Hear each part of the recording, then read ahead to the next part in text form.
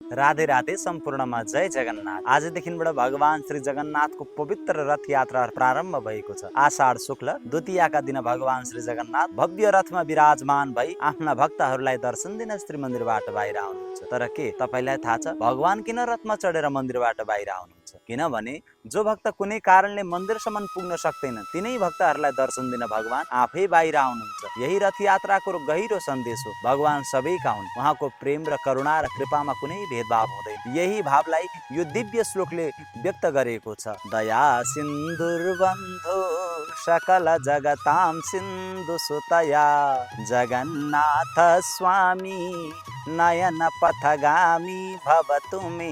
यस श्लोकमा भक्तले धन सम्पत्ति वा सुख होइन केवल एउटा अमूल्य वरदान मागेका छन्। हे प्रभु तपाईँ सधैँ मेरा नेत्र पथमा रहनुहोस्। जहाँ भगवानको स्मरण हुन्छ त्यहाँ शान्ति हुन्छ। जहाँ भगवानको कृपा हुन्छ त्यहाँ भक्ति र आनन्द स्वतः प्राप्त हुन्छ। यस पावन रथ यात्राको अवसरमा हामी सबैले प्रेमपूर्वक भनौँ जय जगन्नाथ। राधे राधे।